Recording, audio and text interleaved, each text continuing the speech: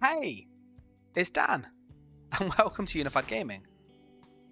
So in this one, I want to share with you the Bowgank. This is hands down the best sniper you'll find out there. It moves insanely fast, it hits ridiculously hard, and it embraces scribing to like there's no tomorrow. It is stupidly good. There is a gameplay guide, or actually many guides on the channel if you want to check those out, and if you want to actually understand how to play the build, it goes in much more detail. That said, this video is going to show you how to set up the build, the skills, the sets, everything you need to know. So do pay close attention, and if you get any questions, let me know in the comments down below. As always, if you like what I do, then do leave a like and do subscribe to see the updates to the build as it changes over time. I also just want to say a massive thank you to all of the YouTube and Patreon members who do support. They get early access, exclusive content and much more. If you want to support myself, there's details down below. For the build itself, however, you will need to be a Khajiit or a Dark Elf. They are the best damaging races. Me personally, I'll go to Khajiit because you get the bonus critical damage, the decrease in stealth reduction, which is really nice, and the other advantage is that if you change to a melee build, Khajiit is typically better because of this stealth reduction.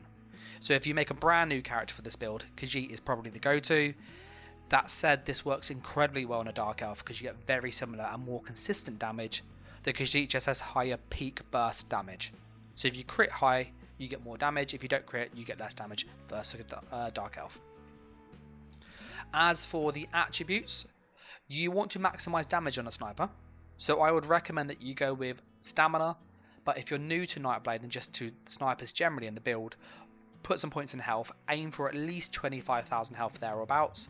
If you are really new to the build, 26, 27, 28, 29k health will help you stay alive, especially if you make a mistake or two. As for our other stats, I'm going to just buff up quickly so you can see all of our stats. Our penetration is 13k. We then have major and minor breach, which is another 9,000 on top, so we have over 20,000 penetration. We've got lots and lots of weapon damage, 5,500, and loads of crit chance. So this just means we hit very, very, very hard. The Mundus is the Lava Mundus to boost our damage. And also note that as a Nightblade, we get an extra 3,000 when we come out of stealth from behind. So again, this is another 3,000 pen on top. For the consumables, you have a choice. You can go with just max damage, which is the rabbit. So it's braised rabbit with spring vegetables. This will give you more damage. Or you can go with Jaws of Mistral, which gives you a bit more sustain. Me personally, I prefer this food. That's what I use myself. But I would recommend consider this as well. And just a tip, we are a vampire stage 3. So do consider carrying some of these vampire drinks just to change your vampire stage whilst you're in PvP. Consumable wise, if you know the channel by now, you know I always recommend tri-potions. They just cover all bases. If you're low in health, it's a heal. If you need some stamina, it's going to get you out of trouble. You can roll dodge when you use this. If you need resources to go into cloak with magicka or heal, you've got this potion here. It does it all. As for the champion points, if you go into CP, you want to run Fighting Finesse. This gives us more consistent crit damage. Master Arms for more just single target damage and direct. Same with Deadly Aim, so they're both the same. And then you have a choice. You go with either Wrathful Strikes for just consistent damage, or Backstabber for more burst, but you have to attack from behind. If you're playing as a melee build, Wrathful is typically better. If you're struggling to get behind people, Wrathful is better, but if you can get behind people and we are range, Backstabber is more damage, so I'd recommend this if you're more experienced on a Nightblade.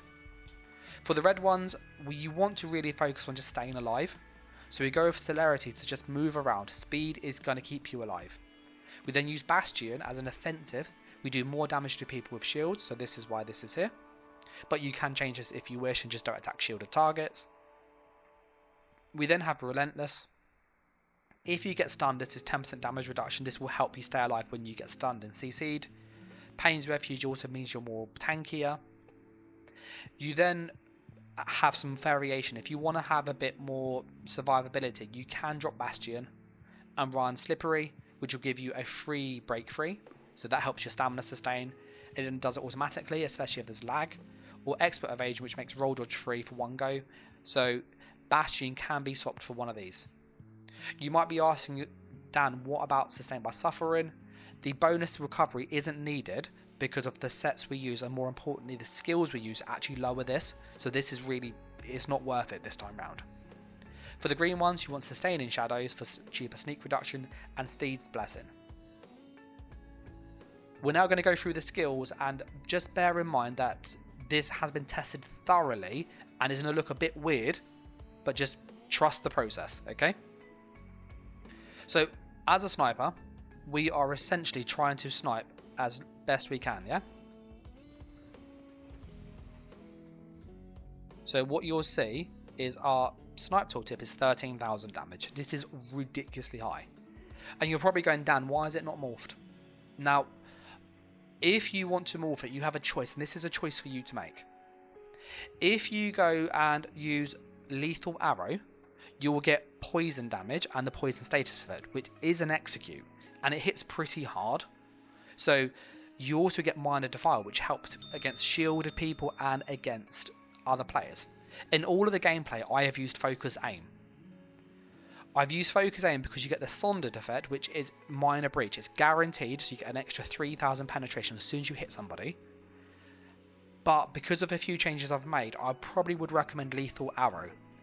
Try both, they are both good. The one thing to note is Focus Aim is cheaper to use and it has a longer range. Personally though, I would recommend Lethal Arrow. For the other skills, and I'm just going to buff up to show you their tooltips. So we then have Sundering Soul. This is a spammable. It's got a 11,000 hits. If you take off the contingency, which is 2,000, it's 9,000 each hit. It hits really hard. It's on 18k dot over 10 seconds. So you just add an extra 1,800 to this because dot 1 ticks straight away. And it also hits Major Breach. So that's Major Breach here. And if we do use the other one, it's Minor Breach. That said, we do have a set that gives us Minor Breach anyway, so we still get that pen. I'm just going to show you the tooltips buffed for the rest of the skills now. Relentless Focus. This is a 21,000 bow. It hits really, really hard. And this also charges up and gives us more damage whilst we have it. So again, it's just a passive damage boost. Very cheap to use. Really good, especially if you're in a pinch. We then have Shadowy Disguise, which helps us just move around. That's what that's here for.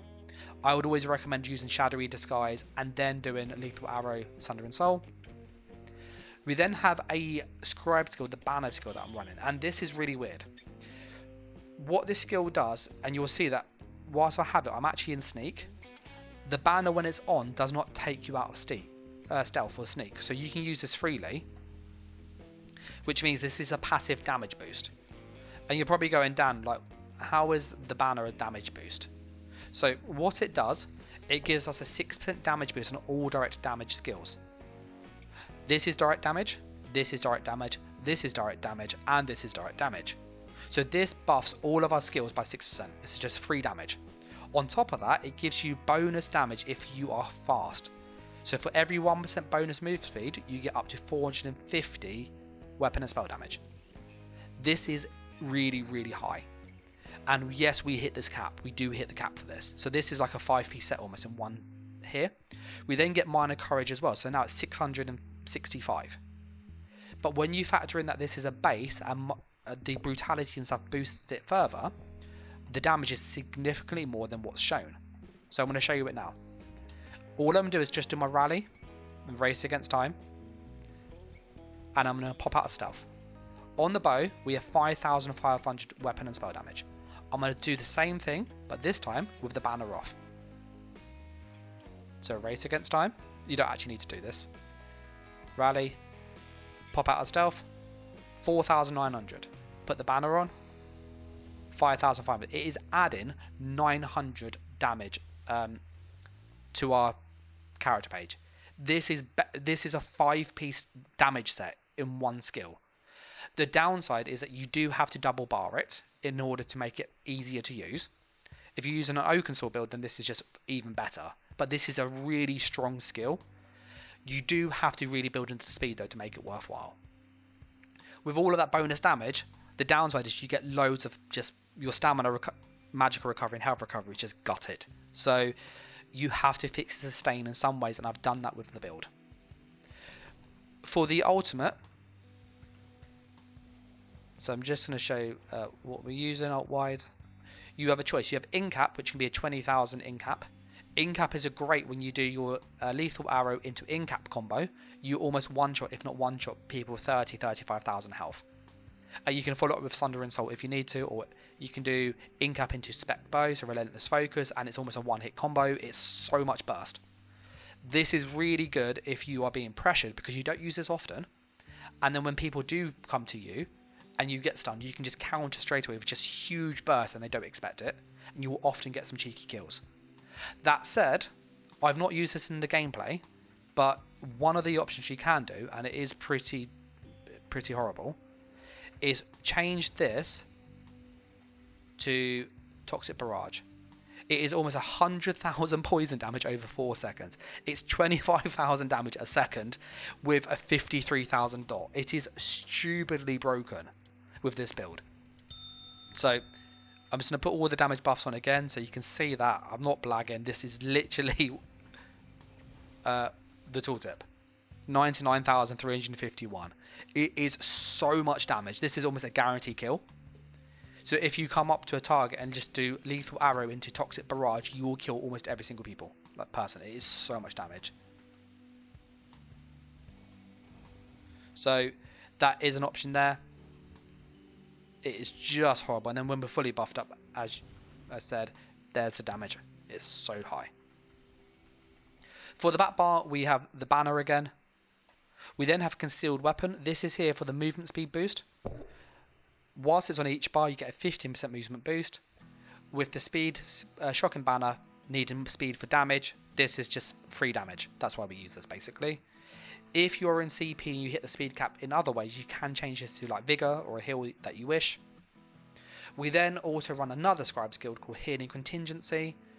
You can change this if you want for a burst heal like Shrewd Offering, or you could even go with Vigor, which is an option down in the assault line. And Vigor is also really high. I personally prefer Healing Contingency because it gives us more damage. I'm trying to kill people quickly. I die. I don't die often, but it's just more damage. The only issue with using this as a heal is that when you push this, it doesn't do anything. It only works when you roll dodge or when you use a skill. So if you do get stunned, you want to then use the contingency and then roll dodge and then go into cloak. That way you get the heal still. But if you roll dodge contingency that way, it doesn't heal you until you do something else. Cloak will proc it then. So just factor in that this is a bit of a harder skill to use, but it's a good heal. That said, Shrewd Offering is just as good and it's easier to use. So if you're newer to the build and you find contingency hard to use Shrewd Offering instead. We then have Channel Deceleration, and you're probably going, Dan, why not race against time? Because of the skill that we're using, the Shocking Barrier needing more speed, more damage, this lasts longer. So when I was using this, I found it was easier to play the build by doing Channel Deceleration, Rally, Contingency. Whilst I'm sneaking, I'm back and sneak really fast, and then all I do is find the target, I then cloak, and then do my combo, Snipe and the Thunder and Soul. So the reason that that's really good is because the speed boost lasts for 11 seconds. It's really, really long, so it helps you move around for a lot longer and to chase people down. That said, if you don't want to obviously use this, you can use Race Against Time if you prefer. We then have Rally, which gives us our damage boost and also gives us a heal. So this is a burst heal and it gives us bonus sustain. We then finish the skills off with Temporal Guard for just more damage reduction. The final thing to go through are the sets. If you do like the build so far and you have, want to stay up to date, then do subscribe and let me know in the comments down below what you think. As always, a massive thank you to all of the YouTube and Patreon members who do support and get early access. If you want to have those things, there's details below. For the sets, we are using Tarnished Nightmare. Tarnished Nightmare, when you deal critical damage, glass shards explode out of the enemy doing 6,000 damage. Let's buff up and show you what the damage really is, because it's actually a lot more than you realise. Without the bonus 2,000 from Ulsford, it's 7,000 damage. If we have the Vampire passive factor in too, it's 10,600 damage, 9,200 on the bow. It is a lot of damage. So this is one of the best damage proc sets you'll find in the game. You can change this to another set if you wish, something like Winterborn, but you do have to mess around with Scribe skills, and then you'll change Sundering Soul to not be physical damage, you instead make it to be frost damage. But that is an alternative if you don't want to run this set. The advantage of that is Winterborn will fire quicker, but it does slightly less damage. On top of that, Tarnish has Sundered, which is minor breach, so 3000 penetration. We then also use the Vate 2H, and we use Powered rather than Defendant because we're trying to not get hit, just run away and heal. It's better than trying to block and reduce damage. Whilst we use Momentum, we get bonus damage as we keep using stamina skills. This will charge on the front bar as well, it's really weird. And the proc is just there for whenever we need it. So what will happen is we go into combat. Whilst our rally's on, if we're using stamina skills, you'll see that it now starts to charge. So you can see this icon down here, Frenzy Momentum, it's on 3 stacks. Even though on the front bar, and the set is actually, if you look at the set, is actually disabled, it is still charging, which is really nice. And then when it's fully charged, we can heavy attack with the bow, and it still procs. So it is just a free damage proc. There's no reason not to run it. And on top of that, whilst you run this, it gives you more bonus weapon and spell damage anyway, so it's just more damage even if you don't heavy attack. So I can show you that here, and you'll find often in PvP this is always on anyway. So I'm just going to get my 10 stacks.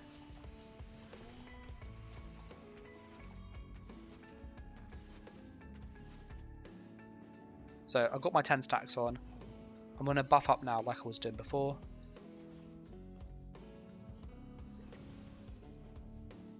And we've got 6,400 weapon and spell damage. You can see it's a huge damage boost. And then if we're behind, the penetration goes up because of the Nightblade passives, as you just saw. So it is a lot of bonus damage. As such, this set is essential. Does it need to be perfected? No, it can just be a normal. And it doesn't have to be a greatsword. A greatsword is more damage, which means more healing power, but you can use any, like 2/8 that is a frenzied momentum. We then have one piece Krag medium armor divines. We then use Darlock Bray as the second set. So the build is Tarnish Nightmare with Darlock Bray and one piece Krag. The Darlock Bray is a set that reduces the radius of sneak, so whilst you're sneaking around, people can't see you as easily. Really, really effective. And on top of that, when we're crouching and not blocking, we get 670 magic and stamina every second. What that means is that's roughly 1,300 magic and stamina recovery that is not on the stat page. It also applies when you're sneaking, which means our stamina doesn't go down.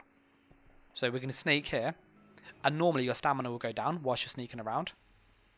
Because we're actually regenerating stamina whilst we do this, technically you shouldn't be getting stamina back. It means we can then move around for free, so we're always ready to fight with full stamina, which is amazing. On top of that, that 1,300 magicka recovery is here on the stat page, and it can't be reduced because it's not actually on the stat page as such. So this banner skill reduces our recovery, but because this set is not recovery, it's just flat resources, it doesn't get reduced by that penalty, which means we get a full sustain out of this set. As such, this combo means that you basically get more damage than you would with any other set combo. So by using that skill in this set, you have insane sustain. You can sneak around really, really cheaply for free. And on top of that, you can get really close to people. And if you're in Imperial City, you can literally walk next to NPCs and like monsters and they can't see you. It is really, really good. For the loadout, you want one piece Krag on the helmet, Darlock Bray on the chest, the shoulders, the hands, the legs and the feet. So you want 5 Darlock Bray on the body and 1 tarnished piece. I've gone with belt because that's what dropped off for me, but any of these will work. For the jewellery, we have tarnished necklace and ring, both infused weapon damage. And then we use Wild Hunt as the mythic item. The reason we use Wild Hunt is it gives us a huge amount of speed when we're out of combat. So this is my base sneak speed, which is insanely fast, which means we can keep up with people, and then when we do get into combat, we can kill them really quick, and then it turns the high speed back on again. On top of that, you'll notice that we get 15% when we're in combat, 15% move speed. If we look at our skill again, Every 1% is 6 damage, so you're looking at essentially 90 extra damage. If you compare that 90 damage to something like Marken's only 200, so it's not much less damage when you're actually in combat, but you get so much more speed out of combat, especially in no CP battlegrounds, so that's why this is better in my opinion. But if you did want a bit more damage, Marken is slightly better. The other advantage is that you do get some armor with this. But that there, guys, is the build. It's very complicated mechanically to set up, but once you actually have it set up, it's really easy to play. All you literally do is channel deceleration, rally, contingency, whilst you're sneaking, you're good to go.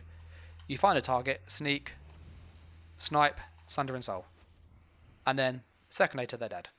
That's literally it. And you'll see in the gameplay that I do that, and I've gone like 37 kills to 3 in Battlegrounds. I've had high matches with like 20 plus kills. It's really good. If the target is tankier, you do the same combo, channel deceleration, rally, contingency.